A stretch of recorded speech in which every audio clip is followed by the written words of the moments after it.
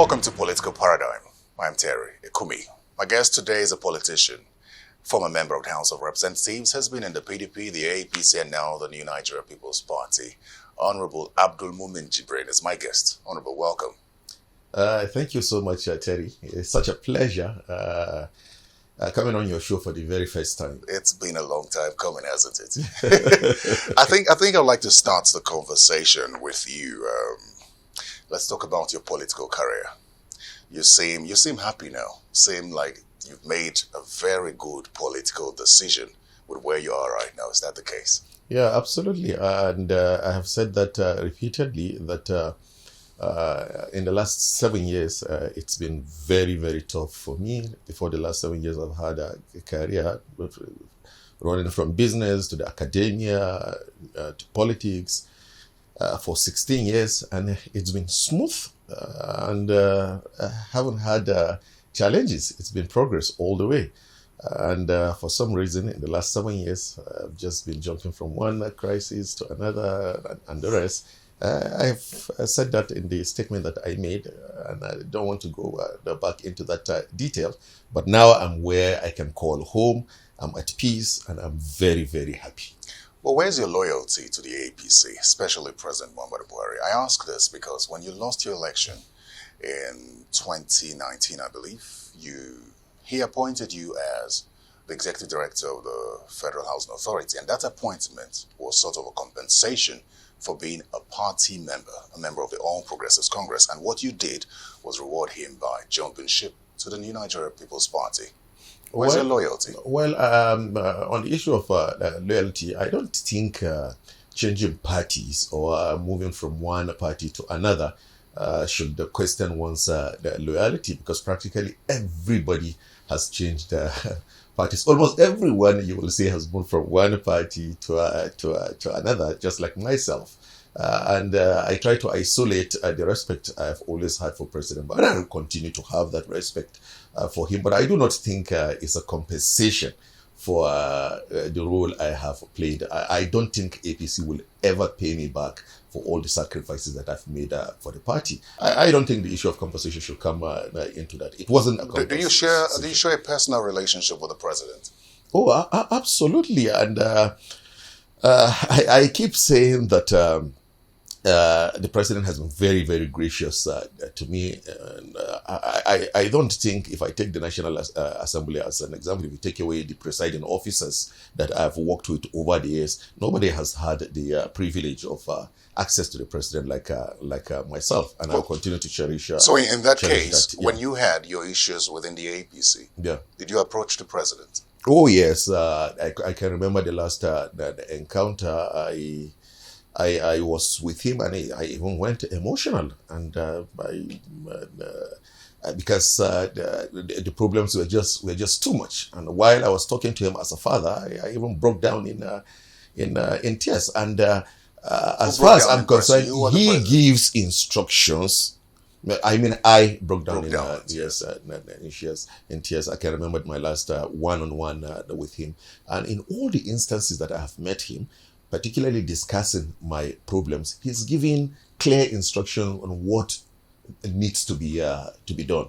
But somehow, somewhere along the line, they end up not doing it, and you can't blame him. And you cannot continue to go back to him over and over again. You're an adult. You're a grown-up man. You're not that young man of late 20s or early 30s as a first-timer in the House of Representatives. Now I'm in my mid-40s. So, is it safe to say that even the leadership of the APC at the national level did not intervene when you had your issues at the state level? Well, when you say issues, there's been a lot of issues from 2015 to date, from the budget crisis issues to the suspension, to the parliamentary support groups, to the emergence of the new speaker, to the by-elections, that practically the election was officially, you could say someone won, but of course I won that election very clearly. So there's been a lot of instances, so I don't even know which one to actually pick. But generally, I will tell you that I didn't get any support that one can hold on and say, yes, the party played a role in seeing that people who work for them or someone that work for the party stakes so much for the party, he's been looked after. You know, when leaving the APC, you had released your statement explaining that you didn't get the kind of support or regard that you had expected. It wasn't as clear as you may think. But let me take you to something. Now, on the 17th of May, you said in a tweet that you can finally sleep, after 7 years, you can finally sleep with your two eyes closed, liberating peace of mind, tranquility, happiness. And you go further to say, let me pick up my life once again. Some lessons in the heart, learned in the hard way. What did you mean by sleeping with your eyes closed? And what lessons did you learn? Yes, Terry, you see, growing up and going through a lot of experiences in life, I came to realize that you will work with two people, two set of people in life. Sometimes you work with a boss or a mentor that likes you, and sometimes circumstances will make you to work with a boss or a mentor that doesn't like you. And a part of what I also learned, and now I'm trying to share that experience with the younger ones coming in, it's how to deal with a situation where you have to work with somebody who doesn't like you, especially for no reason. So in my own the case, why I said I can sleep now with my two eyes, I believe that my governor never liked me. Maybe probably because originally I come from the Kwankwaso group, but so much water has passed under the bridge. I continue to be loyal to the party, worked so hard for the party in Kano and the rest, and I can hit my chest and say nobody can say he has contributed to the party in Kano much more than I have done. Maybe perhaps we can be at par.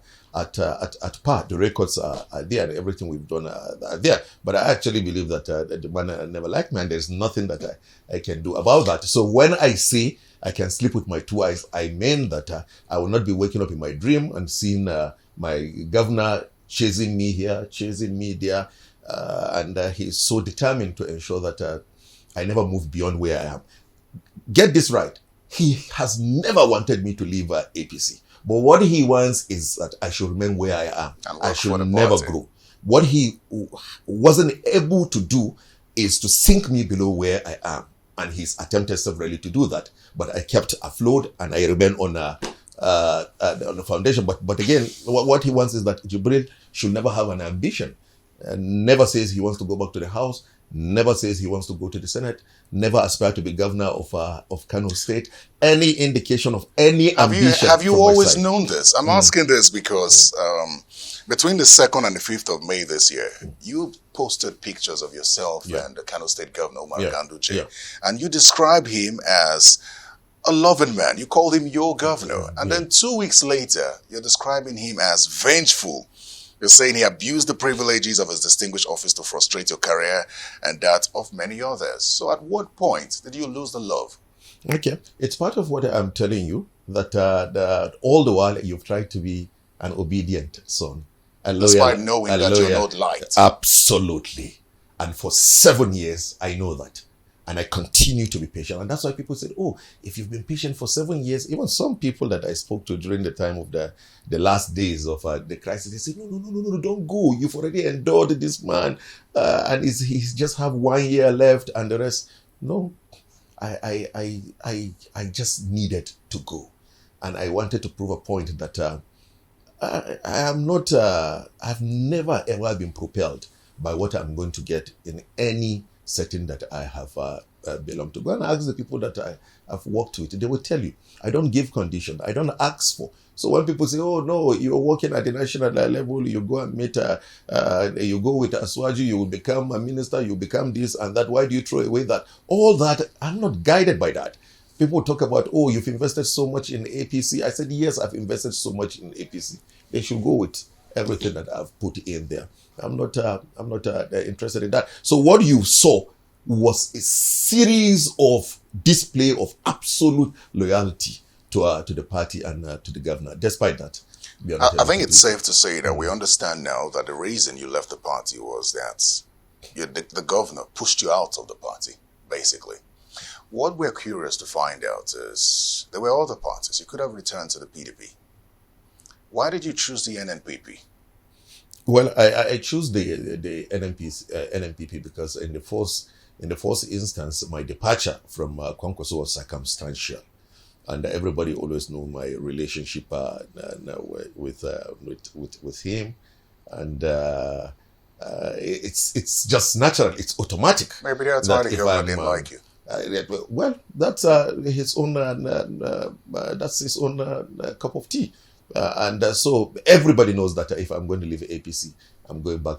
But what structures does the NNPP have that made you decide that you would rather be with the NNPP? Because at the time Kwankwaso was in the PDP, he didn't like what was happening, and then he moved to the NNPP. You were in the APC, and the PDP was a formidable opposition because of Kwankwaso. And then you chose the NNPP. Does the NNPP have the structure that has prompted you to move to the NNPP now? Now, just like the APC was formed rotating around the personality of President Muhammadu Buhari and, of course, Asiwaju Bola Tinubu, the NNPP was formed around the personality of Rabiu Musa Kwankwaso. And the NNPP is relying on two structures. One, the Kwankwasia structure. Two, the NNPP structure as a party. Now, the Kwankwasia structure, I tell you this, is the strongest, most formidable structure owned by an individual politician in Nigeria today. People will see these red caps, and I keep just telling people, because you see the red cap people moving all around, so people have that impression that it's some bunch of almajiris or whatsoever you have. These caps you are seeing, go to Kano and do your research. They are PhD holders. All over you are seeing them until you go and sit down and look at the structure of Kwankwasia from top to bottom. You'll be shocked.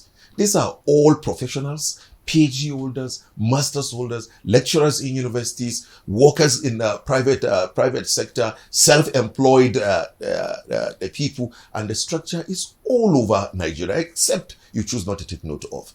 And Kwankwaso brought to bear his experience as a politician, as a grassroots politician, his experience in putting structure for a political party, and was able in the last 6 months, before even the emergence started to work, then the emergence of the NNPP, and was able to put structure in every ward, every local government, every state in this country. And that is why you see practically for all the offices that we are contesting, the NNPP has a structure. So the NNPP has two structures that the party is relying on. There's the Kwankwasia structure, and there's the main party structure that has taken its root. And Kwankwaso is able to do that because of his experience. I keep telling people, it's clear when you look at the experience of this man and the various work and responsibility he's held in this country, that you know very clearly that he has all the latitude, he has all the opportunity, he has all the chance to be able to establish such a structure. For somebody who has related with people all over the country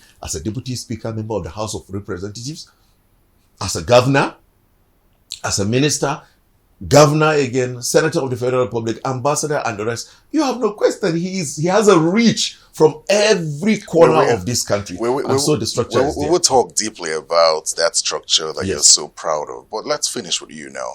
It would seem, Honorable, that what was done to you in the APC that you didn't like was done to someone else, perhaps, in the NNPP, when you were handed the ticket just about a few weeks after you joined the party.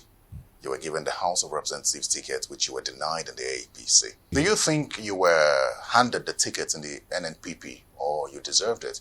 Was there a free and fair process that produced you? If I ask you, if you look at my profile, if you have a political party, will you contemplate twice if I come into your party to give me a ticket of the House of Representatives? I guess we're saying the same thing. Yeah, no, if you have a political party, if you look at my profile, will you? Did you have a bigger profile than the other persons in the NNPP? You go and make your... So the point I'm trying to make is that in comparison to why you left the APC for being unfairly treated, someone else in the NNPP may have just been unfairly treated by denying them that ticket or a process that could have produced that person and then handed that over to you. Are you satisfied with that? Well, but you as a journalist should go and make a research and see whether it matches my profile or my history and the rest. So we cannot put ourselves on a national TV and talk about something on an assumption. Here you have a case, and I'm narrating a case to you of someone who has been in a party for 7 years, who has been treated very badly. And you are trying to create an imaginary situation that somebody could have that kind of situation in another party. I think it's an Was unfair, there an election that produced you as a candidate? No, we went for consensus. We're saying the same thing, Honorable. But I saw your crowd in Kano, and I would almost congratulate you for pulling that kind of crowd. I mean, you've been posting that for quite a while. But with the red caps flying everywhere, it's almost easy to say that that's Kwankwaso's crowd and not yours. Are you relying on him to win your ticket back to the House of Representatives? Yes.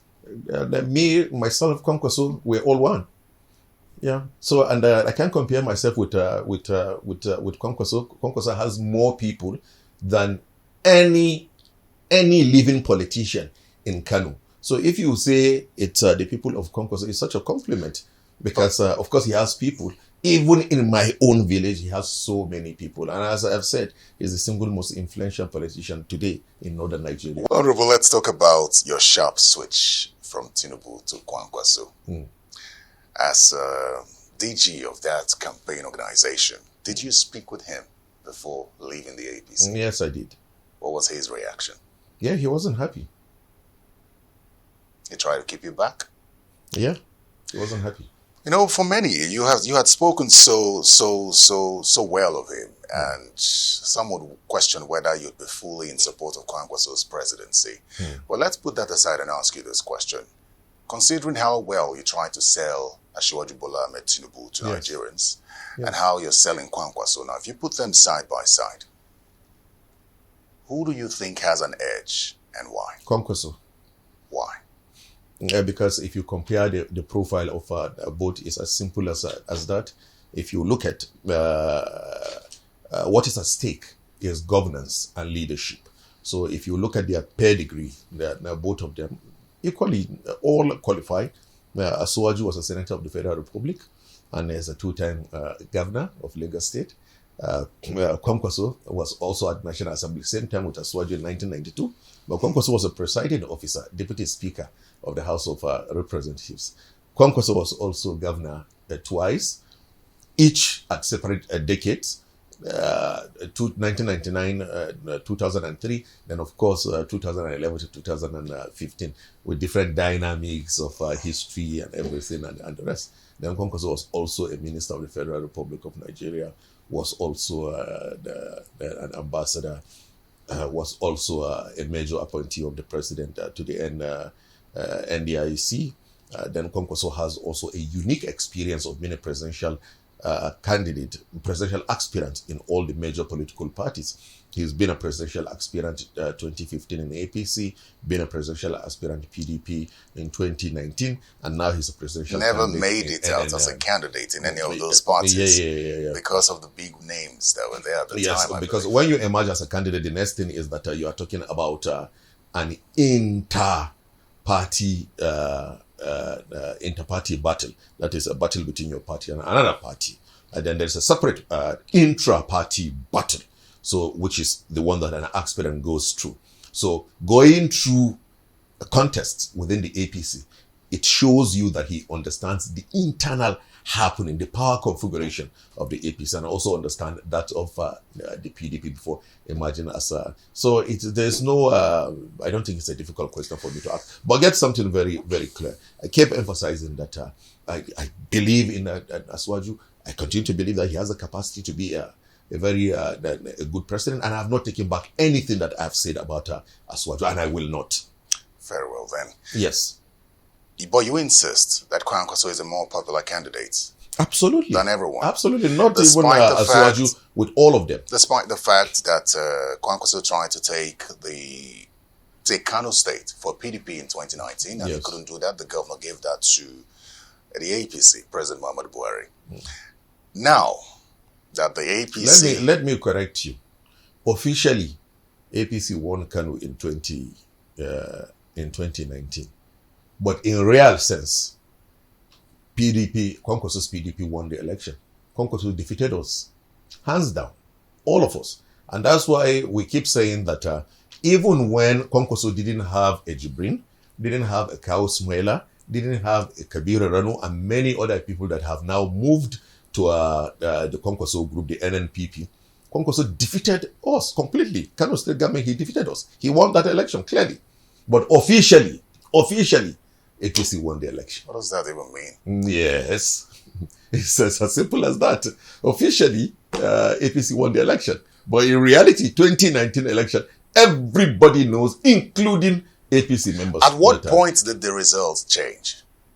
At what point did the results change? Well, I don't know. I mean, if you want to rock the boat, I think you should rock it entirely. That's all I can say. Because there are two persons that could be blamed here. Yeah. Either the state government or the Independent National Electoral Commission. If you insist that APC, which you belonged to at the time, lost that election to PDP. What do you know? Who's to blame? I know nothing. Officially, APC won. But in reality, Kwankwaso's PDP won the election. You say Kwankwaso is popular, and anyone would ask this question. Without an alliance at this stage, will the NNPP be able to take the presidential seat without an alliance? Well, every party, none of the parties can win the election without an alliance. And the word alliance is subjective. So even within the APC, alliance actually means bringing everybody on board, taking into cognizance the various zones of the country, balancing zone, balancing religion, balancing gender, and so many other things. So in that, you could also say it's an alliance. So it's same. No, I intentionally didn't use the word merger. Let me land. It's too late for let that. me land. So it is same with NNPP. And there is no how we can exist in isolation. We're a national party. We have the spread all over the country, and all we need, like many other parties, we're trying to get a suitable running mate. And when we get a suitable running mate, we're good to go. I believe that we'll be able to win the election. Was that part of the reasons why you went to see the Rivers State governor? The conversations are ongoing. Consultations are. He's in the PDP. Why are you seeing him? Everybody is seeing everyone. And members of the PDP, APC are also talking to people in the PDP. PDP are talking to APC. NNPP are talking to the PDP. They're talking. We are all discussing with everyone that is going to help our party. So what's the conversation? Was the meeting with the Rivers State governor also focused on a running mate? No, I don't know. You were at that meeting. No, I wasn't. But you followed Kwankwaso virtually everywhere. Yeah, I followed him everywhere. Well, you were not at that particular meeting. I wasn't at that. All right, that's fair enough. You've made me to laugh so much. I wasn't at that. Terry, I wasn't at that. But let me tell you something very interesting. In all the front-runner political parties, in all the major political parties that people have the impression that can produce the next president in this country, NNPP is the only party that is at peace. I tell you this, NNPP and Kwankwaso were just having a blast. We're the only party that has so many options of what we need to do. That's because you're not considered in the top three. No. Let me tell you something. When it comes to even, we have the option. And we can win in the presidential. You're not in the top election. three. Have you seen the polls? We have the option of taking a running mate from the southwest. We have the option of taking a running mate from the southeast. We have the option of taking a running mate from the south. And in the whole of these zones, we have a lot of competent, capable Nigerians that we've lined up. Then again, Kwankwaso, why I'm telling you that Kwankwaso is just having the best of time. Kwankwaso can decide to make the next president today, inshallah. Can make? Yes, today, inshallah. I'm telling you this. If Kwankwaso decides today to work for Aswaju, the game is over. If Kwankwaso decides to align with Atiku, the game is over for either person wherever he decides to go. But for now, we're focused. You're not going to mention Peter Obi? On getting. Yeah. That's what I'm telling you. If we decide to go with Peter Obi coming in as a running mate, the two parties, they are all gone. So we have so much options. We are at peace with ourselves, and we do not have any problem. We understand that there are talks between the NNPP and Labour specifically. Yes, you've said that other people are involved, but the NNPP and Labour have been talking. You've also said that Kwankwaso cannot be running mate to Peter Obi. So Yes. that raises a question. Yes. It doesn't also seem like Peter Obi would be interested in being a running mate to Kwankwaso. And the reason is that the people who are pushing him, the young people who are pushing him to run for president, would not sit back and watch him run as a vice presidential candidate, not to mention the people of the Southeast either. Does that mean that talks between the NNPP and the Labour Party have broken down? You are saying, you are assuming that the people, that his supporters. But again, there is no validity to that statement. And I don't want us to get involved in a conversation just that will just go in futility. Because I am telling you that Kwankwaso will not go as a running mate to Peter Obi. I would have preferred that you go on an interview Peter Obi or someone promoting Peter Obi to be able to tell you, who is an insider in that group, to tell you that Peter Obi is not going to run as a running mate to Kwankwaso. Well, you're part of the conversation. I cited a group of people. Let's not base it as on an assumption. I'm not, Honorable, this is not an assumption. I am giving you a statement of fact. Yeah. That there are people who are supporters of Peter Obi do not want to see him as a running mate. Okay, who? Supporters of Peter Obi, as I have said. Who? But here I am, a supporter of Kwankwaso, and I'm an insider. You are just quoting it. So are you producing it from somebody who is an insider? As like an me? insider. No. It's a hearsay. Just a second. As an insider. It's a hearsay. As an insider. I will not engage in that conversation because you are not quoting anyone. As an insider. Yes. Do you have facts on ground that suggest that Peter Obi could be running mate to Kwankwaso? We are talking. So that's it. Conversation. But the body language, you've clearly said that Kwankwaso will not be. That's a statement of fact. You want me to tell you what the conclusion will be, and I'm telling you that I don't know what the conclusion will be because we are having a conversation. Very well, then. You had talked about how important it is for Peter Obi to be running mate, not just because of his popularity, but that it will address the agitations in the Southeast. But like I said earlier, the people of the Southeast are not interested in a vice presidential candidate, in the vice presidential candidate position. We saw that play out when the PDP picked Okowa, and the Southern leaders insisted that this should have gone to the South. What's your level of conviction that Peter Obi as running mate to Kwankwaso will address the agitations of marginalization in the Southeast? Well, with due respect to the South Eastern region, all we try to do, you can't force someone to accept. All you do is to make people see reason. Just like the way they're also talking to make us see reason, we're also talking to make them see reason. And I believe that the reasons that I'm giving are quite valid for anybody who wants to sit down quietly and look at the rationale behind some of the reasons that we're advancing. Now, I have said it clearly that the Southeast has been so treated extremely badly by the APC and the PDP. The Southeast made its modest contribution to the APC, and they have nothing to show for in APC. They have nothing to show for now, and they have nothing to show for again in the future, because the APC is going for a running mate in the northern part of the country. So it means that after 8 years, the APC will be looking at the northern part of the country. In the PDP, where the chunk of the southeastern vote has always been going to, they've thrown away the southeast. They don't want to see the face of the Igbos. Now they've taken a running mate from the south. So automatically you will be able to see that most likely where the next president is going to, those who may have some sort of right of first refusal will be people from the southern part of the country. So now, for anybody from the southeast, he should be able to see that they don't have future in PDP and they don't have future in APC. Now, as members of the Labour Party, they also understand that Labour Party, as it is constituted today, cannot propel Peter Obi to the presidency. So the only opportunity that they have, and which is what we are also offering them, is to come and do an alliance with NNPP. We are sure that we'll be able to mop up 70% of the vote cast for us to contribute with. At least we're putting hoping that they can generate 30% of the vote so that we can be able to win the presidency. Now, the hope it gives to the southeast, which is a tentative hope.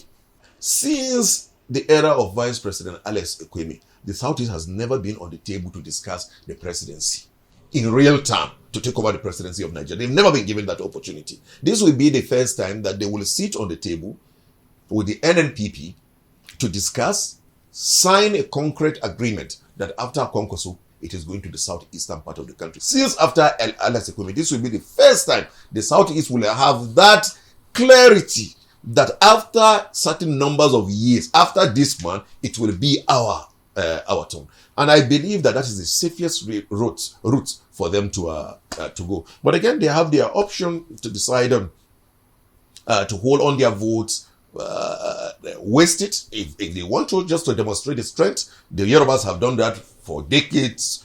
They stayed just by themselves, their region hold on their state and the rest. But the fact is that does Labour Party have some states? No, they don't even have. And they've been fought even right from the basic foundation of the Peter Obi, which is Anambra State. They're fighting him, the governors are fighting him, and the rest. And so I believe that, I'm talking from our own point of view, that one of the safest routes for them is to go into alliance with the NNPP. For now, Peter Obi to run as a running mate, and after that, power can go back to the southeast. You say a vote for Peter Obi under the Labour Party is a wasted vote.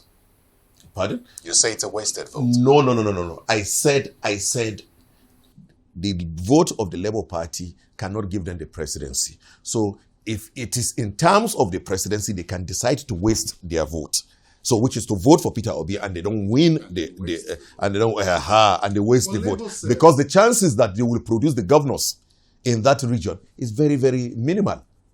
Labour says it has the backing of the NLC. In fact, the NLC president has said that clearly, that the Labour unions will back the Labour Party, and that Labour has a workforce of at least 5 million Nigerian workers.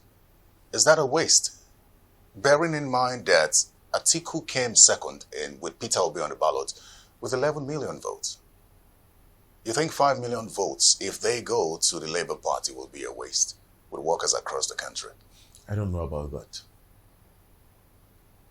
You don't know about Labour having 5 million votes? I don't know about that. Who is more popular, Kwankwaso or Peter Obi, across the country? Because there are insinuations that the NNPP only has its base and popularity in Kano State. Well, you said it yourself. You said there are insinuations. And once you say there are insinuations, you've already watered down the statement yourself. Insinuations will continue to remain insinuations. But you put Peter Obi, you put Kwankwaso, and you look at the both of them. Look at their profile politically. Who has more colleagues across the Niger? Who has more peers across the country? Who has dealt with more people across the country? You can't compare them. You look at the Kwankwaso is an alumni of House of Reps, 600 members, as far back as 1992, and was presiding officer there with colleagues all over the country. Alumni Governors Forum, 1999. Alumni Governors Forum, 2011. Alumni Ministers, 2007. These are people from all over the country. Then you can't compare him. Let me land. You can't compare him with Peter Obi, who was MD of a small bank. Then after that became a two-time governor. Then was vice presidential candidate. As against somebody who has contested twice, both in his party and outside the party. Kwankwaso is about to be a candidate for the first time in his life. But don't forget, in 2015, he came second. So that's the concern of the House of Representatives leader, Dodogua, who said that Kwankwaso sees that as a big achievement and he's not as ambitious as we think he is. He says that he only prides himself in coming second. I came second after Buhari, and that's a concern for him. So let's not dwell on that. But let's talk about Peter Obi. And the reason we're talking about Peter Obi is that he's a potential candidate, either candidate or vice presidential candidate. We're hoping to get. You're hoping to form an alliance with your party, and that's why we're talking about him. When we talk about facts and figures, I did say that Kwankwaso is going to be on the ballot for the first time in 2023. Peter Obi was on the ballot in 2019 with Atiku. Peter Obi wasn't on the ballot. Atiku was on the ballot. Well, as running mate to Atiku Abubakar, they got 11 million votes. You said, I wanted to correct you. You said he was on the ballot. He was not. It was a joint ticket. It will always be a joint ticket. No, but he wasn't on the ballot. Atiku was not on the ballot either. It was the PDP that was there. So both of them together were on that ballot. Agreed. Now, both of them had 11 million votes put together. And you think that a man who was able to garner 11 million votes as a vice presidential candidate cannot pull out some of those votes as a presidential candidate, considering the organic following he has? I've never seen in all, even the conversation, this is the first time I'm seeing this dimension of somebody trying to lay claim of a running mate laying claim to the totality of votes that were produced by the presidential aspirant. I think that's too clumsy. We shouldn't go into that. So why is it not? So if that's the case, why is your party not running along with Ladipo Johnson? No, but I've told you. I said to you, for some reason, the only conversation we are having that is in the public glare is that of Peter Obi. Because it doesn't mean. May I ask why? No, listen. It doesn't mean that so much conversation with other people are not going on. I said it clearly. Maybe you didn't hear it. So let me also say it very boldly and clearly again. We're having conversation and consultation with potential running mates from the southwest, from the south, and from the southeast. The only one that went boom outside is the Peter Obi one. And we learned from that experience and we've decided to keep everything behind the... Well, you have also never failed to bring up that name anytime. Because it's already in the public glare. So who else are you talking to? No. We don't want the situation of Peter Obi, who is talking about that we can't continue to discuss all that in the public glare. We don't want to. Honorable, I feel as though there are some things that you don't want to reveal on this program, but it's okay. It's fine. But aside Peter Obi, another name has come up, and that is the vice president. Is that part of your negotiation? We are talking to people from the southwest, from the south, and from the southeast. When we talk about alliance, you have talked about the possibility of even the APCs or the PDPs forming alliances with, you talked about if Kwankwaso merges with, decides to support Tinubu, that it's a done deal. Tinubu will win the presidency. Yeah. Will Kwankwaso be open to being a vice presidential candidate or a running mate to Asiwaju Bola Ahmed Tinubu? I don't know. When you interview Kwankwaso, no, I'm asking you, would you advise him? Who is in a better But would you advise him to do that? Position? I haven't thought about that. So maybe now that you brought up this issue after the interview. So why did you mention it? If after the interview I will have a conversation with him to ask him if that is a possibility.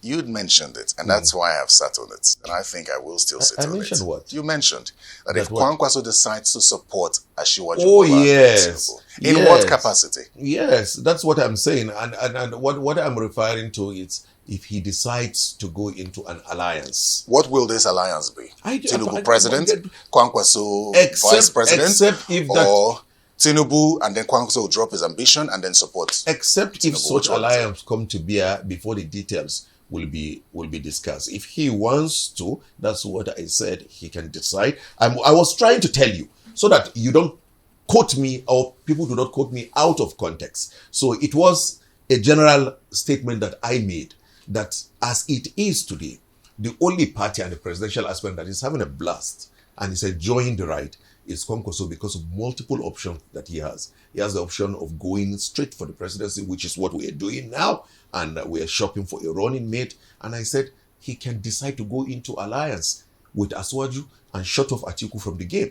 He can decide to go into alliance with Atiku and shut off Asiwaju from the game. So Kwankwaso has so much liberty, not like other parties that are just in like a one-chance ride. There are those within the political space who believe that 2023 will be a battle between the APC and the PDP. But in 2023, what do you see an upset happening that would not involve the APC and the PDP? And if you do, why? What do you see? I certainly see an upset happening, and I believe that the NNPP will be the party that will put up the upset, because the chunk of the votes that determine the winner of an election in this country comes from the northern part of the country. And as I have said repeatedly in this interview, and nobody can dispute this fact, that Kwankwaso remains the single most influential politician today from the northern part of the country, and the most popular. And we believe that he has the capacity to mobilize the votes that are needed to deliver a president. And I have said to you that the only thing that we need, and we're searching for, and quietly doing so, is the running mate. As soon as we're able to get the running mate that we want, and we believe that he fits into the criteria of the running mates that we want, you will see the fireworks will start. And this is not even a question that you need to ask too much. The reality of the matter is that the entire country, that, Terry, that the country is tired of the APC, the country is tired of the PDP. Nigerians are just looking for alternative. Nigerians are looking for alternative. And I tell you this, it will be the 11th miracle of the world for either the PDP or the APC to make the presidency in 2023. For the APC, I say it, I was in the APC. I just got out of the APC.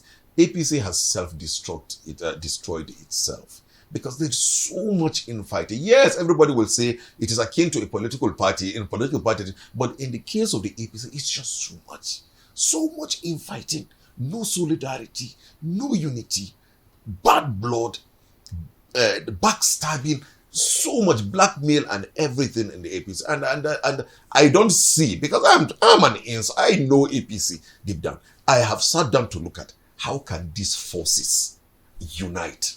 So APC will be the one that will destroy, has already destroyed itself. Secondly, APC has so much offended its members. If you are going to count 5 members of APC, 4 are upset and very angry with the party. So at the end of the day, who is going to work for the party? Who is going to work? Where you see some excitement now is in the southwestern part of the country. Why? Tinubu has emerged, and there's that hope that, okay, if he comes in, he will come and ensure that the reward system is reinstalled, and people are being brought back, and the rest. And I said it in one of my interviews, even yesterday, that the only saving grace is the emergence of Tinubu, and I believe that he came a little bit too late. I don't see APC being able to surmount the internal crisis that is. Look at during the primaries. The presidential aspirant, Aswaju, shared his mind about what is obviously fact in Ogun. Then the national chairman of the party, Aswaju, spoke in Yoruba. The national chairman replied in an interview in BBC in Hausa, attacked Aswaju. And you think these are situations that you just say, sorry, you embrace yourself. No, there is a deep-rooted Cold War. But they seem to be at peace with each other in APC. Now, in the case of PDP, you can see clearly. Look at what happened to. How can you treat somebody like Wiki, what he has done to your party and everything and the rest? Look at the internal crisis. And so, for the case of PDP, I said they were in power for 16 years. Just a second. They will have to be. Just a second. They will have to be in opposition for 32 years. Just a second, Honorable. Before their brains start getting. You think that the Rivers State governor was unfairly treated? I don't want to go into that. You already did.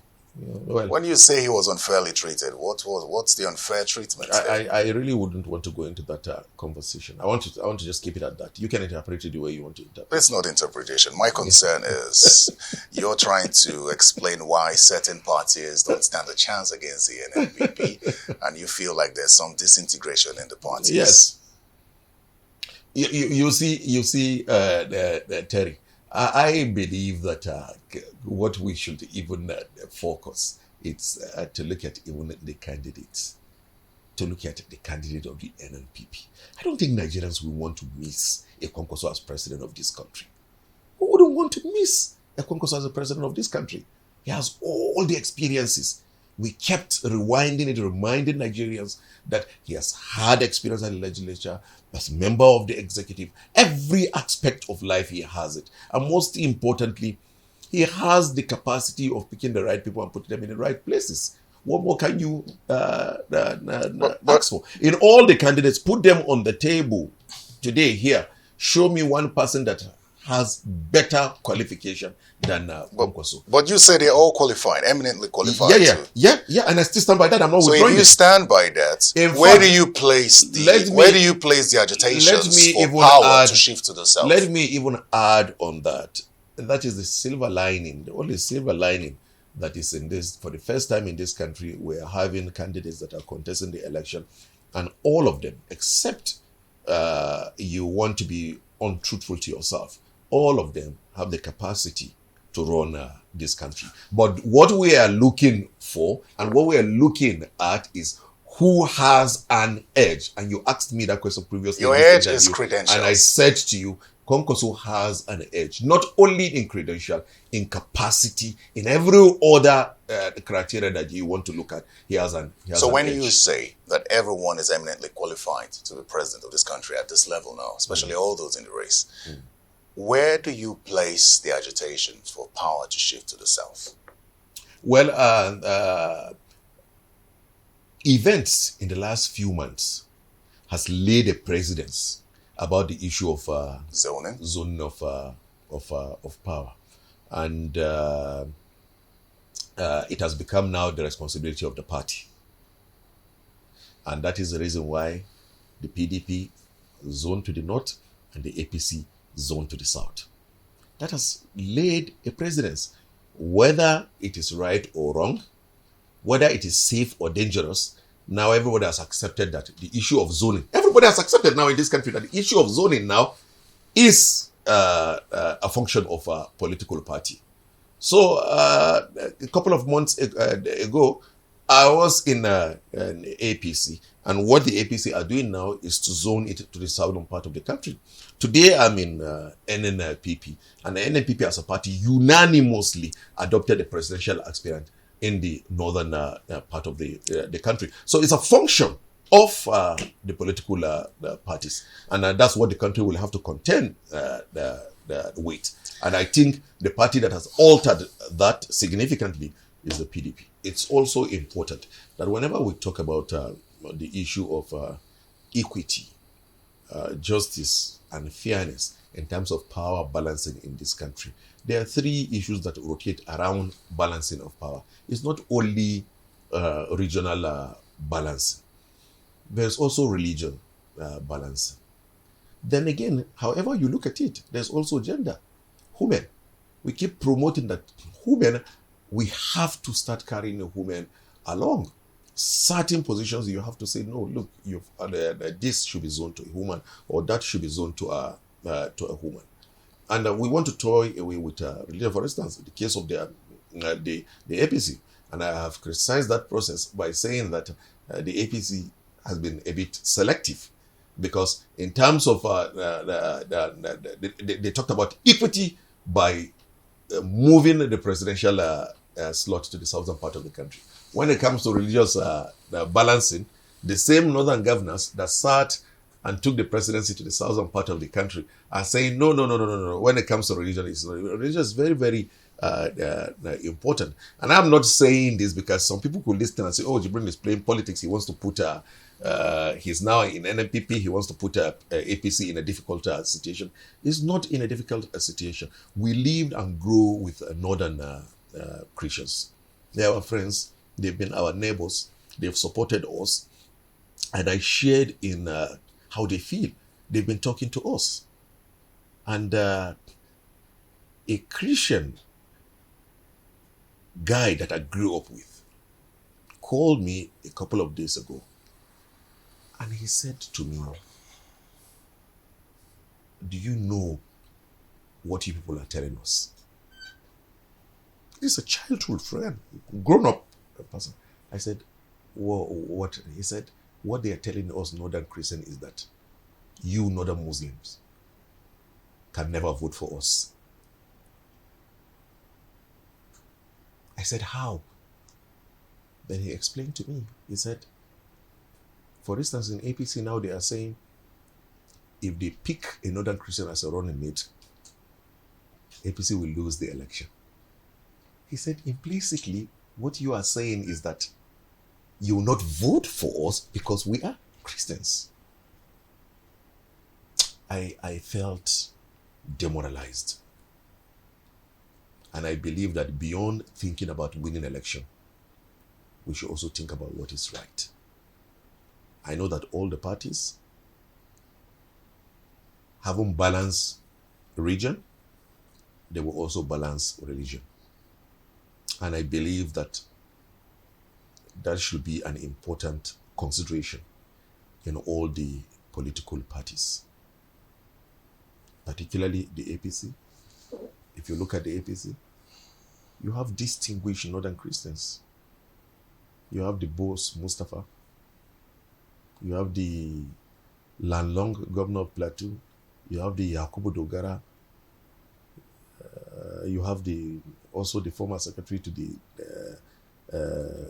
government, Babachi. You have a lot of them that have sacrificed so much for this country.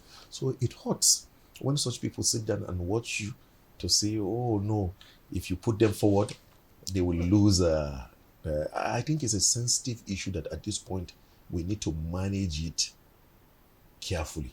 And I believe that APC will do the right thing by giving the Northern Christians what is due to them.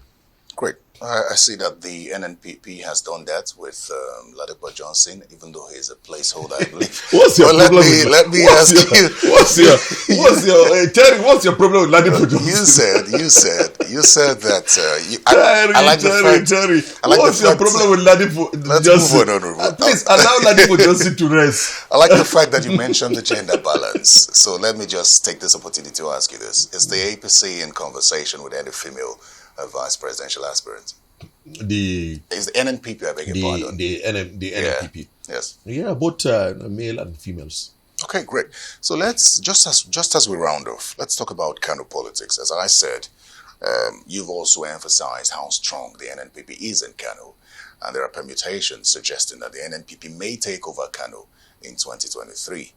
But then, the politics in Kano is a little bit different and dicey, especially now that Senator Ibrahim Shekarau has joined the NNPP. But then, speaking with the House leader, whom you're very familiar with, Ado Doguwa, here's how he reacted to my question on the strength of the NNPP and Kwankwaso in Kano said. He said Kwankwaso was only a heavyweight when he was in the APC because of the party.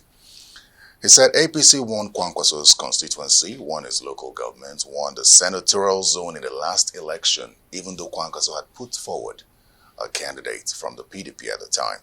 And then he questions what sort of heavyweight that is that cannot win anything for anyone else. What's your reaction to that? You know, who is Ado Doguwa? Majority leader of the House of Representatives. Who is he? Who is Ado Doguwa? You see, I didn't know, even not because you brought this, I don't even want to glorify the comment of Ado Doguwa. I've never responded to him in the media, but in all the political battles we've had, I've always defeated him, and I do not think what he said it's true, because the relevance of Kwankwaso, the might of Kwankwaso, the power of Kwankwaso, the political influence of Kwankwaso can be seen very very clearly. I've just said to you emphatically, even in 2019, Kwankwaso defeated us, and everybody knows that. Not talk about now that he has all of us now back to his camp. So if you go to Kano, you will understand that in fact Kano is not even an issue for discussion. It's not even on the table. Kano is gone. Forget about it. Don't even include Kano in any conversation that you will have. Kano is NNPP. Kano is red. is out of it. Anybody who understands the politics of this country, knows the politics of northern Nigeria, understands the politics of Kano, knows that Kano is off the balance sheet of any political party. It's with NNPP. And for the leader of the House, he should focus on his speakership ambition. And I kept saying all the time, and you are going to take this blame from Alasa, because you brought the matter of the House leader here, so you will take responsibility for whatever I say. I consider anybody at this point knowing fully the dynamics of the House and being somebody who understands the politics of making a speaker in and out. Only an ignorant will come at this point to talk about aspiring to become the speaker. Usually you wait until after the election. After the election, first what you do, you count the numbers and be sure that you've made the majority. Then secondly, you take a census of the temperature in all the political parties, what they want to do. Then thirdly, you consult. Then fourthly, you declare your ambition. You cannot at this stage come out to say, but it's the pattern of his kind of politics. He never supports anybody until he has something in for himself. No, that's the reality. So he has said he wants to be speaker. At the same time, I'm supporting Aswaju. He's already telling Aswaju that if I would support you to be president, you have to support me to be a speaker of the House. That's the kind of politics he played. And we were able to deal with him at the level of the House. And finally, let me also say, one thing that Nigerians will also consider is that Kwankwaso is the only person, politician, or in the candidates. Show me one of the presidential candidates that can operate at that level without money. What is going on today in NNPP and in Kwankwaso, money is not involved. People are just working because they believe in the vision. Honorable Abdulmumin Jibri, thank you very much. Thank you. And I wish you success in your new party. Thank you. Especially as you vie for the House of Representatives seat. Thank you very much. Thank you so much. Thank you. Well, that's all the time we have. Thanks for your time. I'm Terry Kumi. Remember to catch this and other episodes on YouTube. Search Political Paradigm or go to channelstv.com. Bye-bye.